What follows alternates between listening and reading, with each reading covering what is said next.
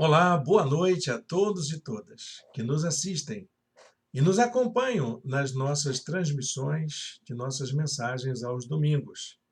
Nós estamos aqui para dar continuidade à nossa jornada em busca da vida bem-sucedida, a vida de sucesso, que hoje o mercado, o mundo corporativo, as carreiras esportivas e até mesmo na jornada espiritual de muitas pessoas, as pessoas estão buscando. Todo mundo quer chegar ao topo, quer chegar ao sucesso.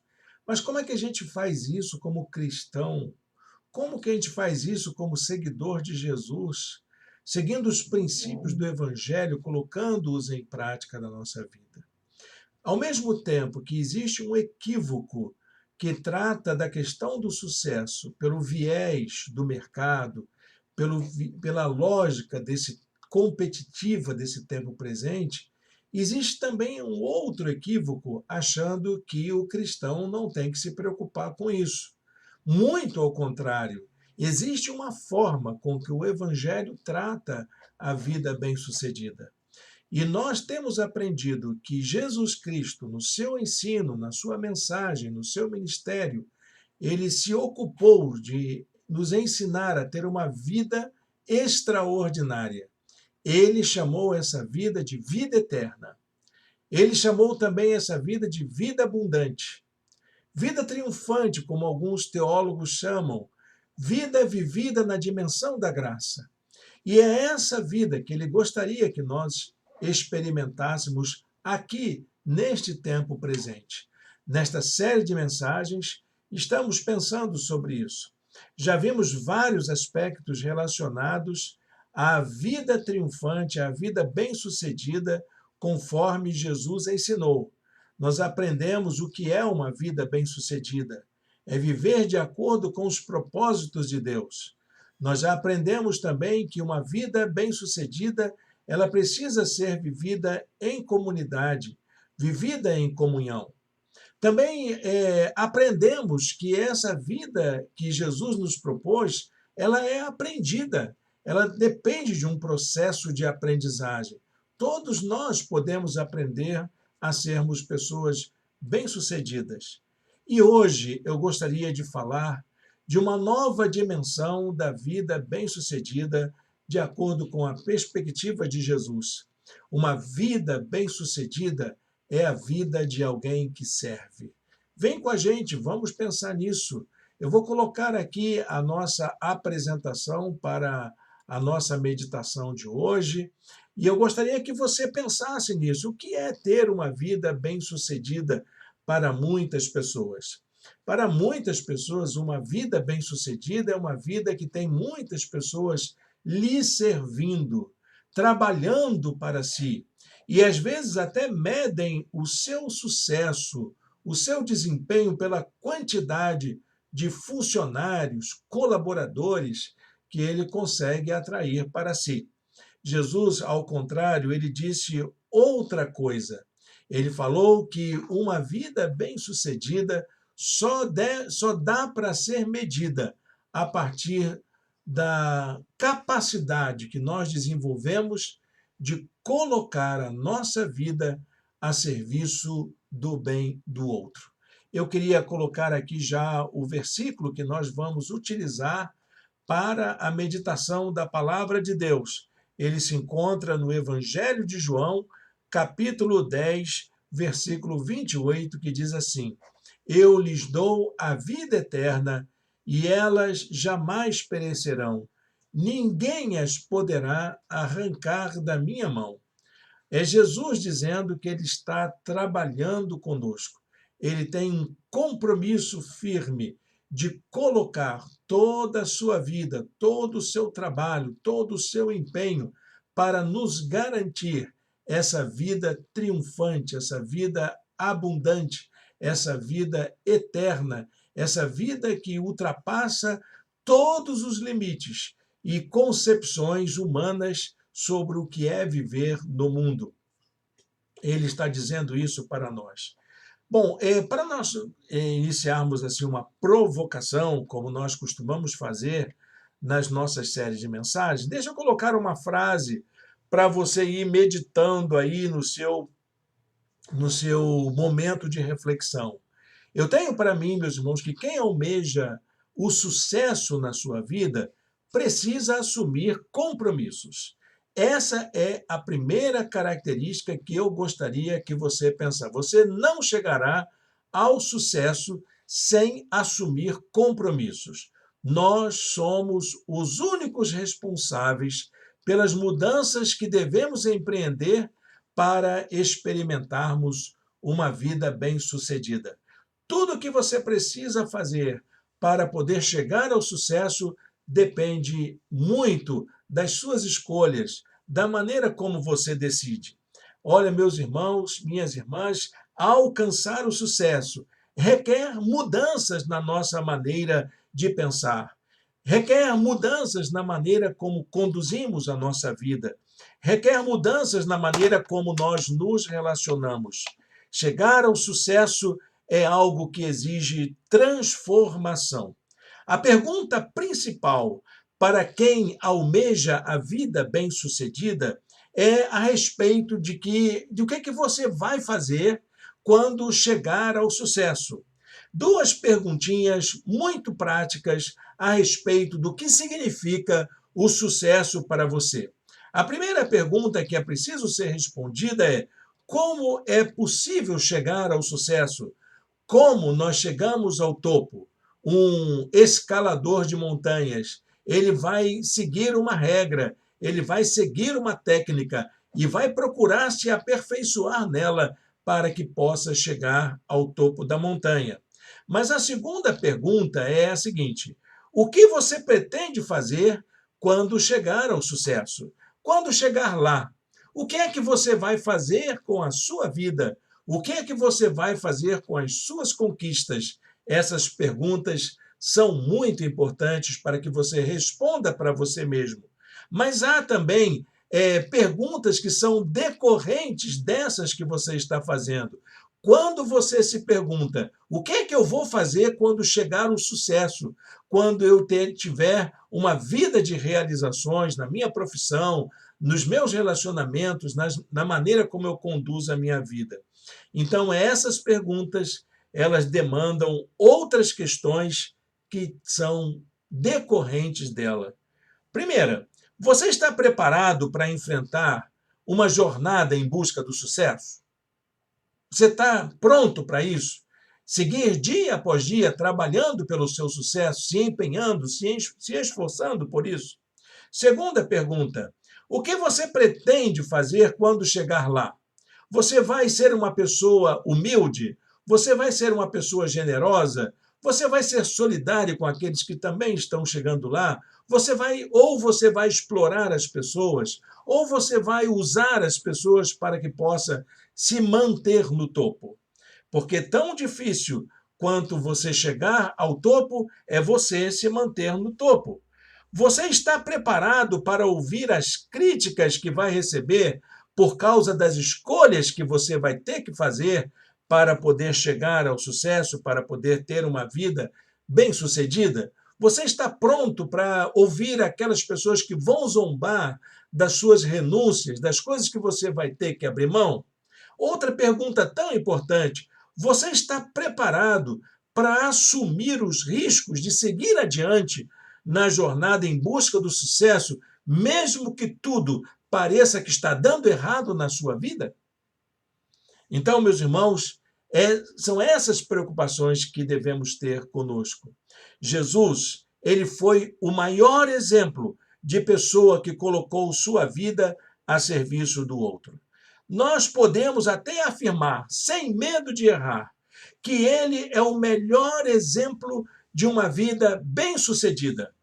E olha que ele enfrentou críticas, olha que ele enfrentou problemas, olha que ele enfrentou riscos, olha que também ele pode ter tido a dúvida se chegou lá ou não, mas ele sabia que quando chegou lá na cruz, ele podia dizer: está consumado.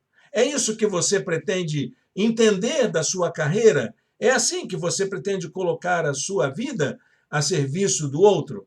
Bom, quando Jesus tratou dessa jornada em busca do sucesso, de colocar a vida toda a serviço do outro, então ele procurou demonstrar isso nas suas práticas, nos seus relacionamentos. E há dois episódios que funcionam como metáforas vivas de colocar a vida a serviço do outro, praticadas por Jesus.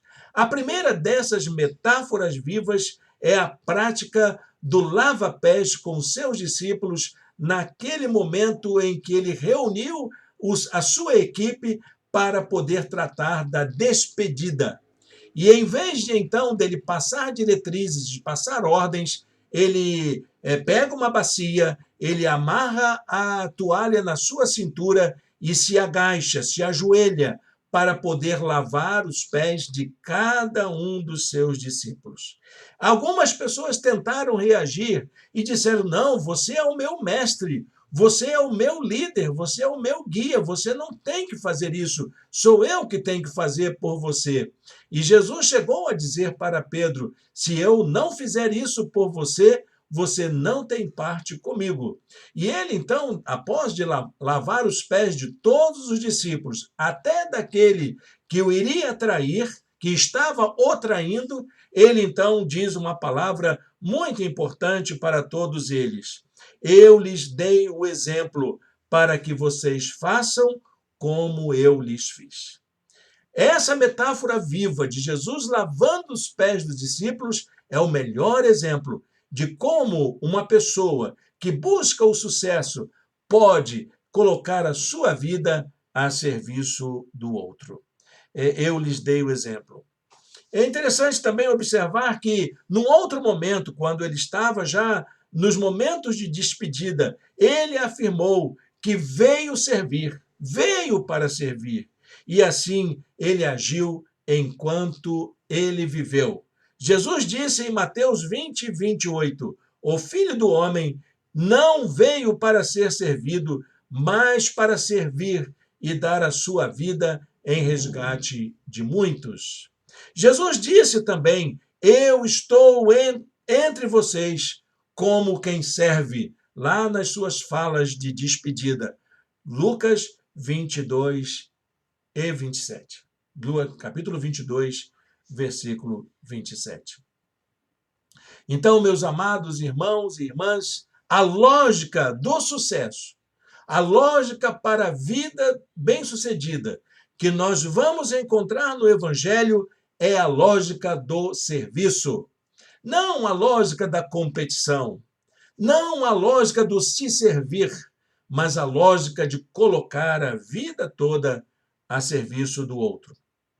Em Marcos, capítulo 10, versos 43 e 44, Jesus diz assim: pelo contrário, quem quiser tornar-se importante entre vocês deverá ser servo, e quem quiser ser o primeiro deverá ser o escravo de todos. A palavra escravo é uma palavra forte, eu concordo com você, mas a ideia do escravo é a ideia de quem serve, a ideia de quem coloca a sua vida integralmente, sem esperar retribuição para o outro. Não é que você vai ser um serviçal do outro, como se fosse uma ama do outro, mas vai colocar a sua vida inteira para abençoar alguém. Olha, meu irmão, minha irmã, isso é algo que todo mundo corporativo deveria pensar. A liderança servidora, por exemplo, é um tema que nasce dessa questão levantada por Jesus, de que aquele que serve tem mais importância do que aquele que é servido. E que a lógica da vida cristã, da vida bem-sucedida no mundo para um cristão, não é a lógica da competição, mas a lógica do serviço. Bom, aí vem aquela pergunta: como é que Jesus nos ensina a fazer isso? Como que eu posso fazer isso nos dias atuais, em pleno século XXI, colocar a minha vida a serviço do bem-estar da minha sociedade, do grupo que eu pertenço, da minha família, da minha comunidade de fé, da minha cidade, do meu país, do mundo em que eu vivo? Eu queria deixar com vocês 3 lições que vêm do planejamento estratégico. No mundo corporativo, o planejamento estratégico das empresas, das lideranças, das pessoas que cuidam de desempenho nas suas realizações, leva em consideração esses 3 aspectos. Quais são eles? Anote aí se você quiser acompanhar. Primeiro, desenvolva um senso de missão. A ideia de missão é aquela grande pergunta: para que você existe no mundo? Você existe para quê, meu irmão? Para que você existe dentro da sua casa? Para que você existe como esposo, como esposa? Para que você existe como funcionário, como colaborador? Para que você existe como patrão? Para que você existe como político, como cidadão? Responda para você. Para que você existe como um cristão no mundo? Essa pergunta deve ser acompanhada de uma outra perguntinha. O que é que dá sentido à sua vida? O que é que faz com que você se sinta motivado a continuar vivendo, a continuar agindo, a continuar pertencendo a esse mundo em que nós vivemos? Então, meus irmãos, a missão tem a ver com isso. A missão tem a ver com aquilo para o qual você existe, com o sentido da sua vida. E a missão é aquilo que você escolhe para você fazer e que você vai dedicar a sua vida inteira para poder se empenhar nisso. A missão tem a ver com o nosso propósito de vida, a razão que faz com que nós existamos, que nós estejamos próximos das pessoas. Jesus entendeu que a sua missão, a missão dele, era colocar a sua vida para fazer a vontade de Deus.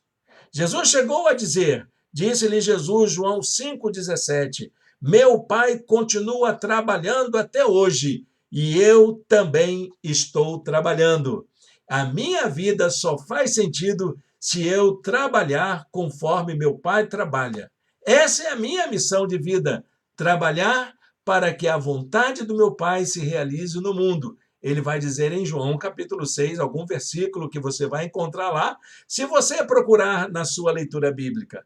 Então, meu irmão, minha irmã, pense nisso. O que é que dá sentido à sua vida? Essa é a tua missão de vida. É para isso que você existe. Eu me lembro do testemunho de uma mãe. Ela estava toda atarefada em casa e chateada porque tinha muito serviço para fazer e os filhos não davam nenhuma importância para o seu trabalho. E ela ali tentando dar conta das suas atividades, ela sentiu de repente uma vontade de abandonar tudo, de largar tudo e sair reclamando. Mas ela lembrou: eu estou cumprindo a minha missão, que é de cuidar dos meus filhos. Eu estou educando os meus filhos para a vida. Claro, ela deve conversar com os filhos se ela está sobrecarregada. Ela deve chamar os filhos para poder compartilhar as tarefas da casa. Inclusive, a todos da casa tem o dever de servirem uns aos outros. Mas que bacana aquele testemunho daquela senhora ao entender que ela estava ali fazendo o bem para os seus filhos. Era essa a sua missão de vida e ela queria fazer isso. A mãe de João Wesley e de Charles Wesley, que eram cristãos fervorosos do século XVII, ela entendia que a missão de vida dela era orar pelos seus filhos. E então, quando dava meio-dia, ela parava todas as suas atividades e ia para o seu quarto para orar. E ninguém podia perturbar ela, porque a sua missão de vida estava sendo realizada ali. Para que você existe, meu irmão, minha irmã? Pense nisso. Coloque um motivo para poder você dedicar a sua vida a serviço do outro. Segunda coisa que a gente precisa aprender com o mundo corporativo: desenvolva as suas habilidades pessoais. Sim, você não é uma pessoa igual a todo mundo. Você é uma pessoa única e você tem habilidades pessoais que foram aprendidas, desenvolvidas ao longo da sua vida. Você tem habilidades únicas que faz de você uma pessoa especial. E é importante que você entenda que todos nós, como todo mundo, você tem os seus talentos próprios, Você tem as suas habilidades próprias, que fazem de você uma pessoa única. Só tem uma pessoa que faz as coisas como você faz. Parece aquela história de Raquel de Queiroz. Raquel de Queiroz é uma romancista brasileira que ela conta quando era criança, a sua mãe, a sua casa tinha uma cozinheira muito habilidosa que fazia uma sopa toda noite para a família. E aquela funcionária da casa estava ficando muito idosa e ela teria que se aposentar e logo, logo ela deixaria a casa. E a mãe da Raquel de Queiroz, ainda quando a Raquel ainda era pequena, ficava preocupada porque a sopa era saborosa e trazia a unidade da família. E aí, então, a mãe da Raquel de Queiroz queria aprender a fazer a sopa. Mas a cozinheira não contava o segredo dela, porque o jeito dela fazer sopa era único, só ela sabia fazer assim. E ela queria deixar aquilo marcado para a vida de todas as pessoas da casa. Então, um dia, a mãe da Raquel disse: Olha, vai lá para a cozinha. Quando a funcionária estiver fazendo a sopa, você fica olhando. E aí, então, diz Raquel de Queiroz que ela foi para a cozinha, tinha uns 12 anos, mais ou menos, e ficou olhando a cozinheira colocar os mantimentos. Então, ela se escondia de um jeito, se escondia do outro, para Raquel de Queiroz não perceber as quantidades, as porções, a sequência daquilo que ela estava fazendo. E ela ficava sempre reclamando: O que está olhando, menina? O que você está se metendo aqui? Você não tem que saber dessas coisas. E ficava ali, então, dizendo algo como quem dizia para Raquel de Queiroz: aquilo que eu sei fazer, só eu consigo fazer. Se sua mãe quiser fazer uma sopinha, usa as habilidades dela. Ela também tem as habilidades dela. Ela também tem um jeito de fazer. E nós precisamos aprender a respeitar as habilidades uns dos outros. Olha, meus irmãos, minhas irmãs, a habilidade é aquilo que cada um sabe fazer. E não me venha com essa história de que você não sabe fazer nada. Você sabe fazer alguma coisa. E aquilo que você sabe fazer, você pode se especializar. Você pode se preparar mais. Você pode buscar um nível de excelência maior para as coisas que você faz. Todos e todas podem aperfeiçoar suas habilidades até chegar à excelência naquilo que faz. A Bíblia nos diz isso. Jesus ele ensinou. Jesus contou a parábola do talento, em que cada uma pessoa recebeu um talento. A palavra talento, ela lembra muito essa ideia das nossas qualidades pessoais, das coisas que nós sabemos fazer. Deus, então, capacita cada um de uma forma muito especial para que um saiba tocar bem, para que o outro saiba falar melhor, o outro ensine, o outro saiba colocar a mesa, etc. Tem tantas coisas que podem ser feitas com muita habilidade. Outros que são capazes de usar a tecnologia, outros que são capazes de cuidar da saúde, cada um na sua especialidade. Imagine se todo mundo quisesse ser engenheiro. Não havia quem pudesse construir as pontes, não é verdade? Só havia muito planejamento e pouca execução. Então, você pode ser uma pessoa que se especializa, pode ser uma pessoa que se torne alguém com uma habilidade extraordinária naquilo que você faz. Nessa parábola de Jesus, conta a história que um recebeu 5 talentos, tinham muitas habilidades. O outro recebeu 2 talentos, tinha um pouquinho menos de habilidade, e o outro recebeu apenas 1 talento. Mas aqueles que receberam muitas habilidades, muitos talentos, eles pegaram suas habilidades e investiram nelas, fizeram com que elas se multiplicassem. E quando o Senhor voltou, ele disse para esses empregados, para esses funcionários que receberam tantos talentos, ele disse o seguinte: Muito bem, servo bom e fiel. Você foi fiel no pouco, eu o porei sobre muito. Talvez você pense que a habilidade que você tem não significa nada. Então você vai querer fazer como aquele único servo, aquele servo que recebeu um único talento e que escondeu o seu talento, enterrou o seu talento para que ele ficasse ali até Jesus voltar, até o Senhor voltar. Mas, meus amados irmãos, esse servo foi chamado de mau e negligente, para que você escute essa palavra maravilhosa de Jesus. Servo bom e fiel, você foi fiel no pouco, eu porei sobre muito. Você precisa aprender a desenvolver o seu talento, suas habilidades. Bem-estar, servo bom e fiel. Essa matemática de Deus parece misteriosa, mas ela é tão verdadeira, em que pessoas comuns podem realizar coisas extraordinárias, sim. Você pode desenvolver suas habilidades, seus talentos e conseguir grandes coisas para a sua vida, para as pessoas que você ama e também para o reino de Deus. A terceira coisa que precisamos observar, ela já não vem do mundo corporativo, ela vem do Evangelho. Porque, da mesma forma como a gente tem uma missão de vida, a gente tem habilidades para serem desenvolvidas, nós temos um Espírito Santo que nos capacita para fazer coisas das quais nós não somos habilitados. Sim, são os dons espirituais. Nós precisamos aprender a desenvolver dons espirituais. Eu vou usar aqui uma expressão de A.W. Tozer, quando ele dizia que a maior tragédia que pode acontecer é uma igreja sem dons espirituais. E eu vou aplicar isso para a sua vida. A maior tragédia que pode acontecer é uma vida cristã que não leva em consideração os dons espirituais.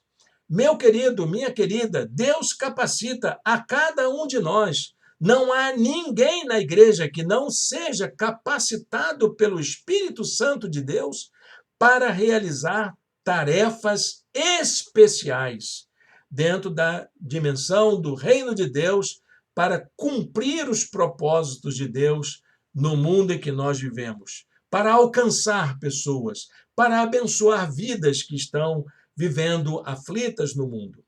A Bíblia, meus irmãos, minhas irmãs, recomenda que cada um participante do reino de Deus procure com zelo os melhores dons. Olha que preocupação bastante interessante. É o apóstolo Paulo falando lá em 1 Coríntios, capítulo 13. Procure com zelo os melhores dons. E ele vai falar qual é o melhor dom para a gente desenvolver, que é a capacidade de amar. Nós podemos realizar muitas coisas, muitos desses dons que são mirabolantes, que podem até fazer grandes milagres na vida, dons extraordinários. Mas, meus amados irmãos, a Bíblia recomenda que a gente procure aqueles dons que façam mais sentido para a nossa vida de comunhão. Procure com zelo os dons que são mais úteis para a vida em comunhão. Jesus ele disse para os seus discípulos que eles teriam uma vida muito difícil quando ele fosse para o céu, depois que ele fosse crucificado e voltasse para o reino celeste de seu Pai.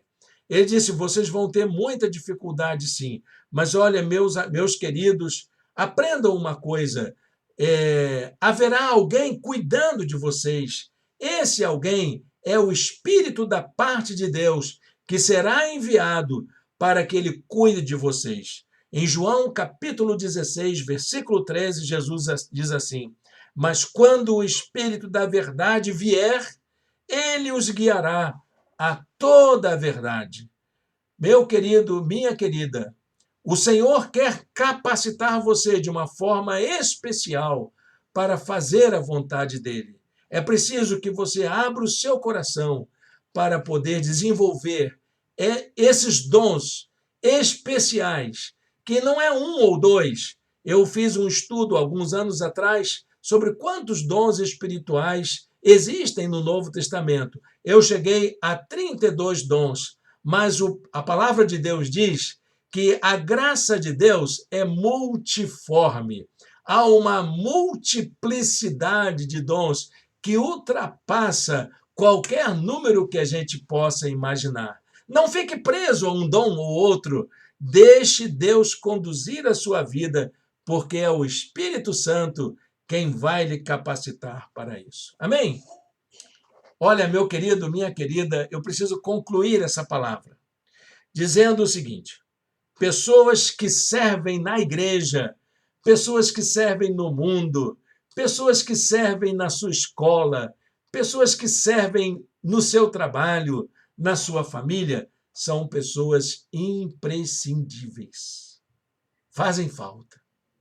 E a Bíblia afirma que nós como cristãos, somos cooperadores de Deus.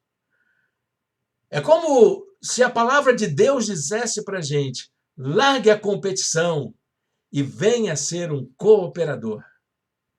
Há muito que ser feito, meu irmão, minha irmã. Por isso mesmo que Jesus convoca seus discípulos e suas discípulas a colocarem suas vidas a serviço do reino de Deus.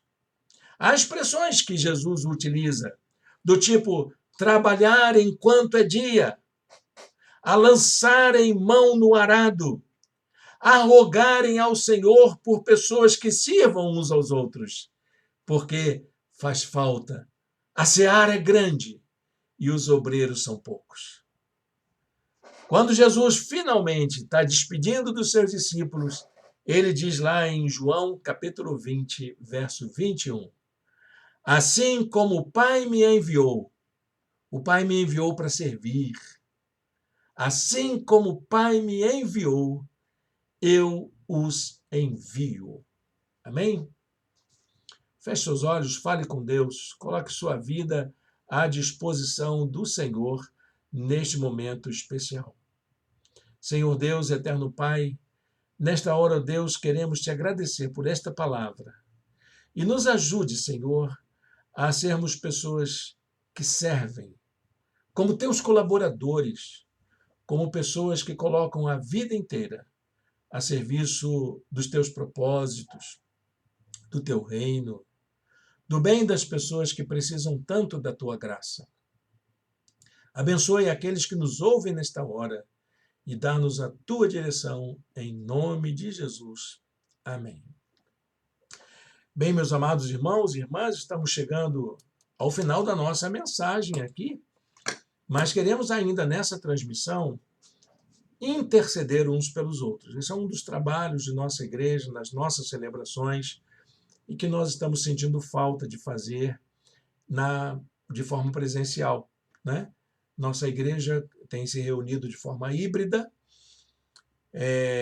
estamos sem nosso espaço nesse momento, estamos orando para que essa solução seja encontrada, estamos avisando aos nossos irmãos e irmãs que até o final do ano seguiremos ainda nesta trajetória de reuniões híbridas, com encontros de comunhão, e em janeiro nós vamos partir para tomar uma decisão definitiva sobre o futuro da nossa igreja.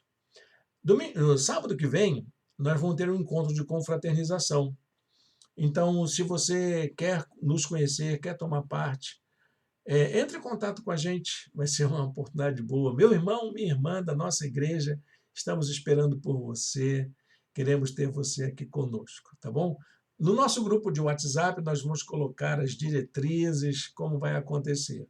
Então, nesse momento de intercessão, eu quero convidar você a colocar aqui do lado, no chat, o seu pedido de oração, sua necessidade. Você que está em aflição, precisa de oração por sua saúde, por sua família, por seu trabalho, tantas necessidades que nós temos.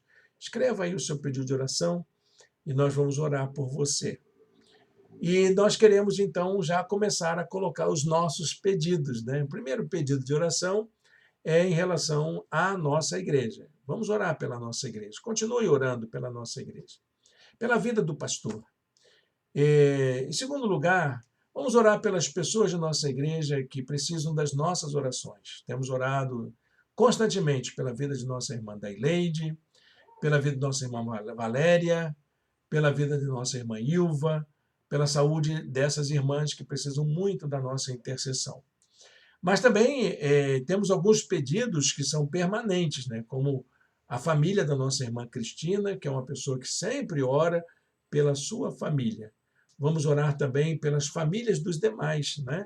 Todas as famílias de nossa igreja. E que Deus nos abençoe. Vamos orar pelo encontro do próximo sábado, que seja um encontro feliz, abençoado, alegre, que a gente possa se rever em comunhão e alegria para a glória do nosso Deus. Então, sábado que vem, vamos orar por isso.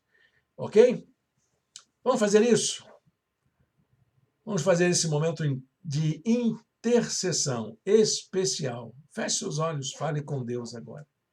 Pai de amor, nesta hora que nós intercedemos uns pelos outros, pedimos que o Senhor nos visite com poder e graça, atendendo às súplicas dos teus filhos. Visita cada um nesta hora que nos ouve, que nos acompanha, que o Senhor possa trazer esperança, alegria, paz aos nossos corações, principalmente aqueles corações que estão aflitos por causa das suas condições de vida, saúde, questão financeira, relacionamento, trabalho, segurança. Ó Senhor, tu sabes de tudo aquilo que os teus filhos precisam nesta hora. Peço também a tua direção, ó Deus, sobre a vida de nossa igreja, nesse momento que ela está atravessando. Dá-nos a tua sabedoria, dá-nos a tua direção e aponta a tua vontade para a vida de nossa igreja nessa fase de transição que nós estamos passando. Toma em tuas mãos, ó Deus, a saúde da nossa irmã Valéria, da nossa irmã Daileide, da nossa irmã Ilva. Cuida da vida das tuas filhas, Senhor, cada dia. Abençoe as famílias da tua igreja, especialmente, ó Deus, aquelas famílias que sempre pedem por seus filhos, por seus netos, pelos seus familiares de modo geral. Lembramos da família da nossa irmã Cristina, Senhor. Visita o seu lar a cada dia, fortalece a sua fé. Nós pedimos a Deus pela família da nossa irmã Daileide, pela família da nossa irmã Valéria, pela família da nossa irmã Ilva, Senhor, pela família da Aline, pela família da Késia, Senhor, pela minha família, a família de todos que estão à nossa volta. Ó Deus bendito, guarda a nossa vida, esteja conosco cada instante, cada momento, dando-nos a tua paz e a tua direção. Nesta hora, ó Deus, queremos pedir também pelo encontro do próximo sábado, que seja um encontro, ó Deus, abençoado pelo Senhor, que o Senhor já esteja à frente, preparando todas as coisas para a honra e glória do teu nome. Em nome de Jesus. Amém e amém. Amém, meus irmãos. Chegamos assim ao final da nossa transmissão. Queremos agradecer pela sua companhia e continue nos acompanhando, continue fazendo as leituras diárias, né? Elas estarão aqui embaixo na descrição do vídeo e você está convidado a acompanhar dia após dia a leitura da palavra de Deus. E não deixe de orar, ore pelo seu próprio sucesso. Ore pela sua vida bem-sucedida, para que você seja uma bênção na vida das pessoas que você ama. Amém? Deus o abençoe.